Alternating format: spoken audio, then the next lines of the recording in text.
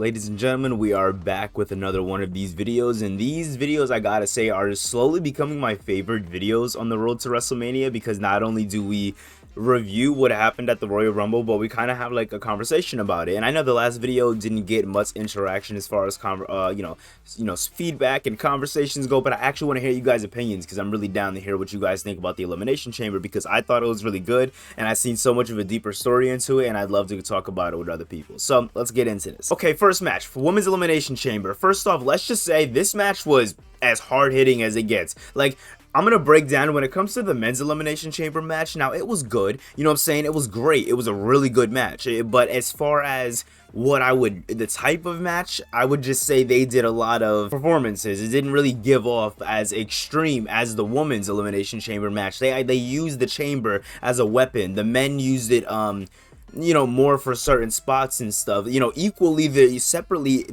by themselves, they're perfect, you know what I'm saying? But if I had to compare one or the other, if I'm thinking about Elimination Chamber and what that pay-per-view brings to my mind, I would personally say the women's match represented that perfectly tonight. Like, if you were going to show somebody this pay-per-view and, as somebody's first Elimination Chamber and you want them to get that good feel, I would show them that women's match, because they had a hard-hitting match, bro. Like, when I tell you, Liv Morgan is slowly becoming my favorite wrestler, and I'm kind of upset that they're doing that to me, not gonna lie. In my predictions video, I did end up saying I wanted Asuka to win, and she did win, and I'm happy she won 110%, you know what I'm saying? Because Asuka versus Bianca Belair is the match to go with, and I didn't personally think that they were going to put Liv in that spot yet, and Liv got eliminated a little early in the match. I wasn't expecting that, but at the same time, Liv did what Liv was supposed to do. She went in for those extreme moments, and it's just like cool. Like, I like how so far in WWE they have different types of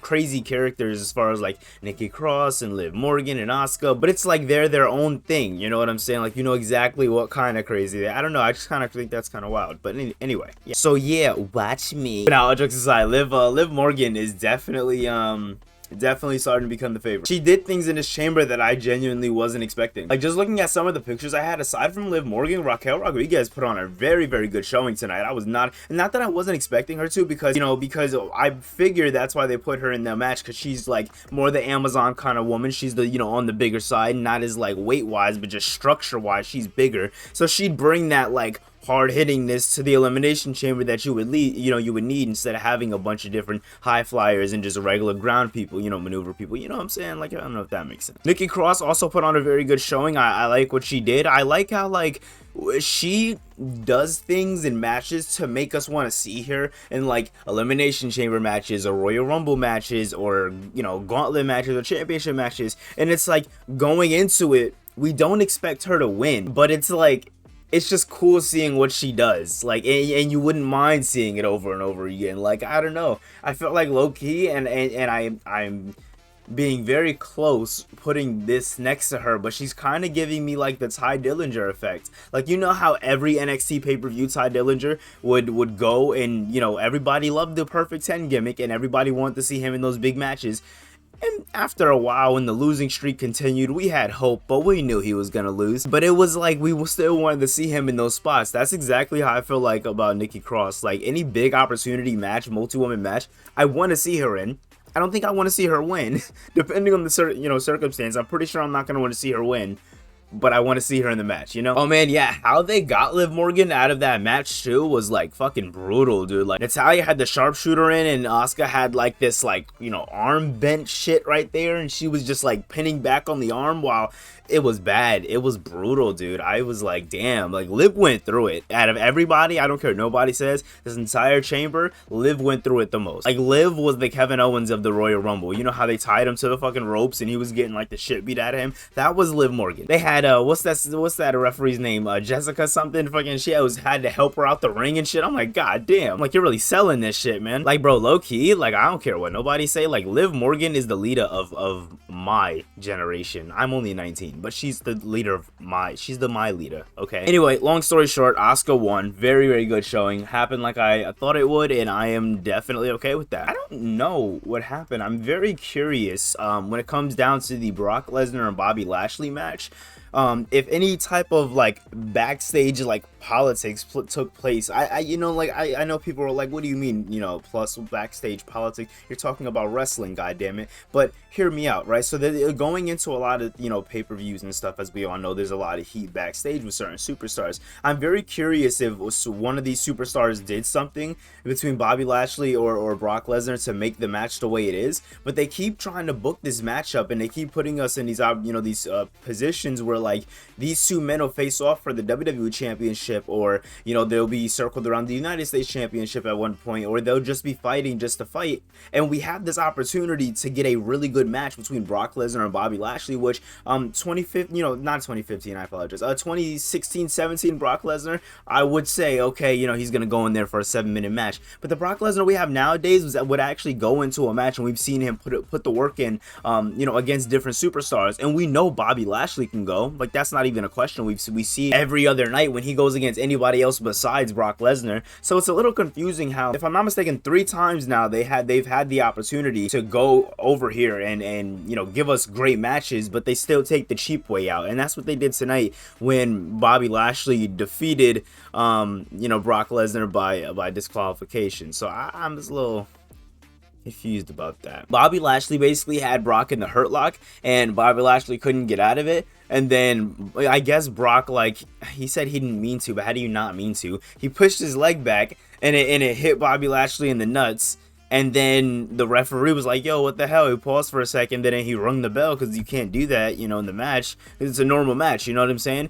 And then Brock Lesnar got mad and went berserk, like destroying everything. And then F5 the referee, and then F5 Bobby Lashley. It was weird, because it's like, knew you did that. You knew doing that was going to give you a disqualification. You know the ref was right next to you. Like, what did you think was going to happen? And then you get mad when the bells are rung. Like I understand, like, this is all, you know what I'm saying? But like, kayfabe wise, let's think about it. Like, this isn't logical at all. It doesn't make any sense. And this isn't, I'm not trying to shit on the product or anything. And I know I barely have moments like this where, you know, when I do these reviews or whatever, where I kind of crap on a match, and I apologize if I go off like that, because I'm not trying to crap on the match. I just want to give my honest opinion, because I feel like there's no point in me putting these kind of reviews up on a channel, or, you know, on the channel, if I'm not going to be completely honest with what I'm saying to you guys, you know? So I don't understand the thought process going into this Brock and Bobby Lashley match. I'm going to be very, very curious on, you know, who was the writer of this storyline, and who, you know, the choreographer for this match. Like, I'm going to look into that, if that was, you know, released to the public or not, because I'm genuinely confused on who's writing this storyline, because it makes sense, and then it doesn't make sense, and then it'll start to make sense, and then it'll fall completely off, and then you'll be like, all right, forget the sense it makes. It's Brock Lesnar, Bobby Lashley. Come on, how can they give us a bad match? Let's be real. And then they give us a bad match, and then we're like, what? How does this happen every time? Like, we keep, like, I don't understand. We have the Grit Couple versus to the other side. Got Judgment Day, bro. Judgment Day, yo, favorites. Not gonna lie, I love those guys. Why do you think I push Balor so hard on my universe mode? I feel like Finn Balor in my universe mode, low key, is like, for the people who do watch it, that therefore is, you know, he's definitely a blatant fan favorite, because he just keeps being in everything. It's fucking nuts. Anyway, Edge, the Grit Couple, Edge and Beth Phoenix, they defeated Balor and Rhea Ripley. That was a good match. I like that match. It got a little technical at one point, and then, I mean, really, it didn't do much. Like, that matchup really it was just a normal mixed tag match. It was how you would expect it. It progressed the storyline. Things got done, you know what I'm saying? There was this cool spot where Edge went ahead and he you know, suicide died Dominic Mysterio, like, he got some, you know, like, it was good. Obviously we didn't get, you know, Damian Priest coming out there with them, because Priest had a Elimination Chamber match to get ready for, but it was good. I enjoyed the matchup, you know what I'm saying? Like, I don't have a lot to sit here and say about the match, but it was definitely fun. I liked it. Like, I had no complaints about it. Now, the men's Elimination Chamber match. Now, this matchup right here was perfection. It was perfection for me. If I have another Elimination Chamber pay-per-view on my universe mode, I definitely want to take advantage of the highlight reel more, because the shots that we got in this pay-per-view was absolutely amazing.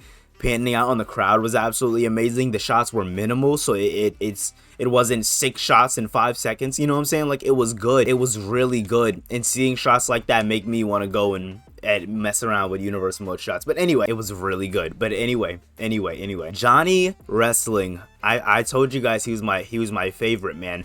As far as like going in and who was gonna win, but he started off with Seth Rollins. And when I say these two men did exactly what I wanted to see from them, they did exactly what I wanted to see from them. I was a little confused at one point in the match when they were like teaming up, but aside from that, when they were wrestling, they put on a clinic, dude. I mean, this match was as hard hitting as it gets. Like I said, if I want to show somebody the Elimination Chamber pay-per-view, this is how I did. This is how I would do it. Now, my prediction was either Bronson Reed, because at this point he had never been pinned. You know, he was undefeated, at least since he's come back in the WWE, and I thought Johnny Gargano was gonna go on a John Cena type of US run. That was my either two picks. I know, very out of the ordinary, but those were my picks.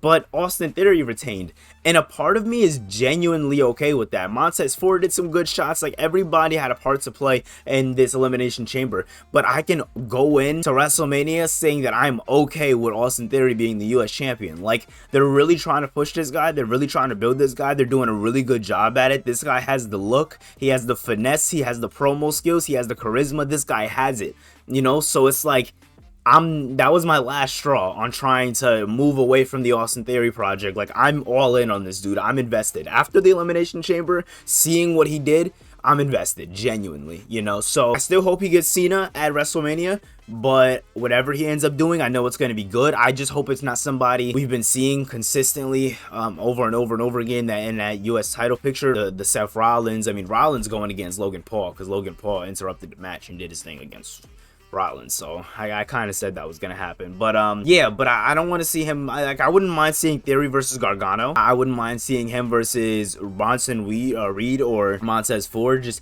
anybody but the Bobby Lashley, you know, mix of superstars that come in and challenge for the title, and the Mustafa Ali's, shit like that. Like, I'm good on that. All right, now it's time to talk about the main event, ladies and gentlemen. Montreal's own Sami goddamn Zayn, and he went against the man who has the most heat.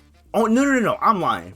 I am lying right now. The fact that I was about to lie to you guys hurts me, genuinely. He was about to go against one of the biggest heels I've ever seen in WWE, because the boos Roman got tonight was crazy. I don't know if it was the kind of arena they were in, because they were seating, what, 17,000 people. I don't know if it was the kind of arena they were in. I don't know if it's because at this certain time the superstar didn't have any music with it. But for me, so far, when it comes to boos, nothing has topped Tommaso Ciampa's heel run when he turned on Johnny Gargano. Not that exact moment, but in his matchup going against anybody else those following weeks on NXT, the boos without the music in the background, without anything, just hearing that, I don't know if that just intensified it for me, but that made it the best thing ever.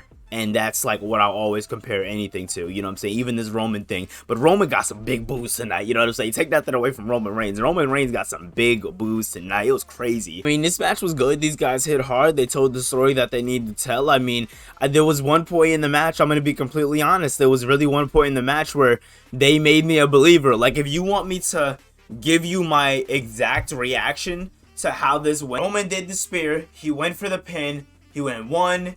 He went 2, and at this point in the match, there was like 3 or 4 countouts, you know what I'm saying? Yeah, there was like 3 or 4 countouts at that point, you know, and it was Sami getting pinned, and every time he was about to get to that 3, he would just, you know, he would just throw the shoulder up. But yeah, anyway, they got us used to that, and literally my exact reaction was I'm sitting there, and when it hit 3, I just felt heartbroken, like genuine heartbreak. Like if you, I'm not trying to like be funny or be over dramatic or anything, but if you really get into it when you watch the pay-per-views, especially if you watch them at home with family, where people you're comfortable around, you can show off that excitement and that genuine reaction, that you can feel that passion. Like, I felt hurt when Sami didn't win. And I knew Sami wasn't winning. I even said in the predictions video Sami wasn't winning. Like, I knew for a fact Sami wasn't winning. The plan was Roman versus Cody at WrestleMania. That was always the plan. I even said that they should stick to that plan no matter what. You know what I'm saying? Like, you know, Sami and Kevin, they can go against the Usos at some point if they can fill that in, because Jay and Roman had a weird thing going on right there. I don't know what that was. But when Sami was like, he did the Blue Thunder Bomb and all of that, and I was like, there's a chance that they might do it You know what I'm saying? I don't know how. I don't know if they can screw Sammy out of it, something. But they genuinely gave Roman the clean win, and at that point, I felt the sadness on everybody's face. Like the arena, from start to finish, even from the women's elimination chamber match, the tag match, they were like, "Fuck you, Roman." They're saying, "Fuck you, Roman."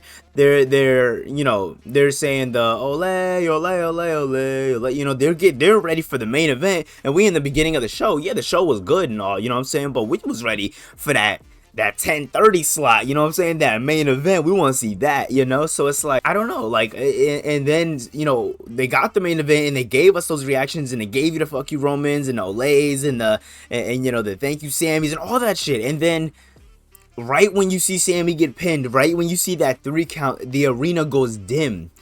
Like the arena feels so cold and so quiet, and the fact that it felt like that over TV is insane. And it's like, I can only imagine what it felt like in there, being excited for it all night, being happy all night, being, you know, holding on to that little pocket of hope, thinking that Sami Zayn was gonna walk away with the win, and then he doesn't. And it's like, damn, I knew it was gonna happen, but the fact that I held on to it, you know what I'm saying? Like, I feel dumb that I held on to it. And it's like, and it's taking nothing away from Cody. Like, it's not making me have heat on Cody or hate Cody or nothing. Like, I know when that shit comes, that story's gonna be beautiful. We're gonna be in the same position. It's gonna be another emotional ride for WrestleMania, you know what I'm saying? So I'm looking forward to that right there. I might do certain videos like this for certain segments on Raw and stuff, since we're not going to be getting a pay-per-view for like a month now. So I don't want to dive away from these videos for too long. Yeah, that match was emotional.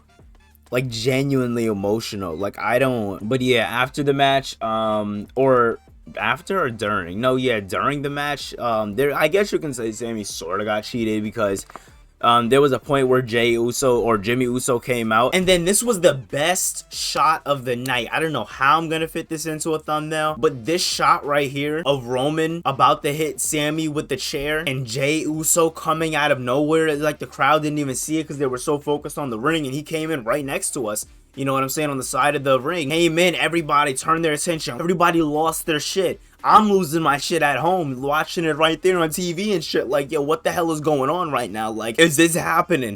Is he about to step up to Roman? Is he about to fall in line and hit him with the chair? You know what I'm saying? What is about to happen? There's so much that can happen right now. I need it to happen, and we're watching it happen, but it's the impatientness is like kicking in, because it's like we waited like 4 weeks for, or 2 weeks for this. But anyway, yeah, so Roman does the same thing he did with Sammy when it was Kevin Owens. He does it to Jey Uso when it's Sami Zayn, and he's like, "You're right." And he gives him the chair, basically saying like, it should be you. It should be you that gets the job done. You know what I'm saying? Like, you're the one with the issue. Settle it. Choose the bloodline. And you know what I'm saying? Because Roman looked like he's seen a ghost, because he hadn't seen, you know what I'm saying, he hadn't seen him in a minute, you know what I'm saying? So it's been a break since you know, Jay seen Roman. So it was very, very interesting. And out of nowhere, you know, Jay has the chair, you feel me? And Roman turns his back and he does the same thing he did with Kevin to Sammy, and he's talking shit, and Jay doesn't even hit him. And then Roman gets in Jay's face, and we seen shades of that 2021 main event Jey Uso and Roman Reigns, and he was like looking down on him in his face, doing the same, mushing him like he was doing Sami Zayn, and the crowd's like losing their shit, like, yo, my nigga, you gonna let this happen? Like, what's good with you? And then Sammy went to spear Roman moved out of the way, and Jay got speared, and that was the last we seen of Jay. And a little side note, I'm very curious on this, because Jay never chose a side. As far as the Sammy story goes, the emotion's still going, because we can still see Jey Uso have a hand with Sami Zayn and Kevin Owens to ensuring the downfall of the bloodline, because Jey Uso, this was the perfect opportunity to turn Jey Uso heel if they're gonna do it, and they didn't do it. And Triple H has had so many perfect opportunities, and he's taken those chances, but not tonight. So it makes me think that this storyline with Jey Uso and the bloodline is about to do a 450 and it's about to give us something completely different than what we were originally expecting with the tag team championships, and that I'm invested in that if that is the case. I like that there's still something there for, I knew there was going to be something there as far as, you know, the tag team titles and Kevin Owens and the Bloodline, but I'm glad that there's something really deep there still between Sammy and the Bloodline, so that way there's still going on something with them, and it's not like the Elimination Chamber is the cutoff. Like, no, it's just putting Sammy just a little far under, but he's still attached to that Bloodline feud, you know what I'm saying? So I like that. Yeah, so that happened. Next thing you know, Kevin Owens comes out. I lost my shit when Kevin Owens come out. I was saying to my girlfriend, me and my girlfriend were here watching it, and she was like, she was all into it too. She was learning names and shit. It was cute. But yeah, I'm sitting there and I'm like, watch Kevin Owens come out. Watch Kevin Owens come out. It's a perfect opportunity. They gotta have Kevin Owens come out. We have to see Kevin Owens in the Royal Rumble. I was losing my shit, bro. I was like so excited. Kevin Owens came out. I was like, yeah, so basically Kevin Owens came out, beat the shit out of Jimmy Uso,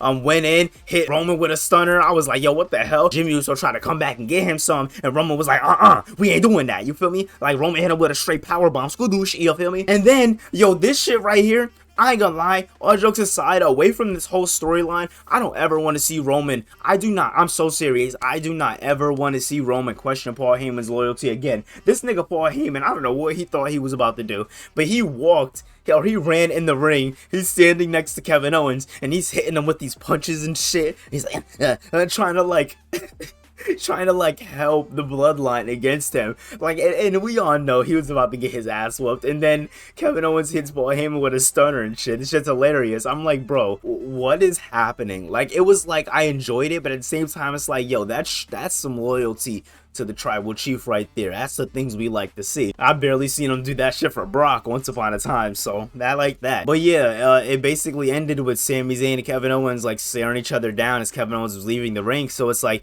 because it's like, yeah, you finally snapped out of it, you came to your senses, and yeah, you're my best friend, like, you're basically my brother. I'm not gonna let these niggas like kill you, you know what I'm saying? You didn't let them do that to me, but you still let it get to a point. You let it get to a point. You broke a lot of my trust, so it's not gonna be, we're back together, hooray, we're best friends again. Like, you're gonna have to earn that back, you know what I'm saying? Like, if this is something you want to do, you gotta earn that, you know what I'm saying? So I like that. I like that there's going to be that little deeper storyline within Sami Zayn and Kevin Owens, and them repairing everything, and not just saying, hey, Sami's a face now, let's just forget everything he did to Kevin Owens the last couple of months. They're really going to let us sit in it and marinate in it, and I like that a lot. But yeah, that is my Elimination Chamber review / talk. Looking back after it, I still feel that feeling of heartbreak, knowing that Sami couldn't beat Roman Reigns. It was a necessary chapter that I knew had to happen. You know, it's like when you break up with that one person and you're heartbroken, but you know it was for the best. Like, you know you'll be better off for it, but you don't want to. A part of you doesn't want to admit it to yourself, but you'll know you'll be better off for it. And that's how I feel about this, because I feel like when we get to Cody, it's gonna be more fulfilling than this would have been, and that's saying a lot, because even after this, I still want Sami to be champion. So there's a lot of mixed emotions and a lot of mixed feelings there, and I'm just happy that I got to express it in this video. So I love you guys so much. Hit that thumbs up button if you enjoyed, subscribe for more, and I'll see you guys in the next video.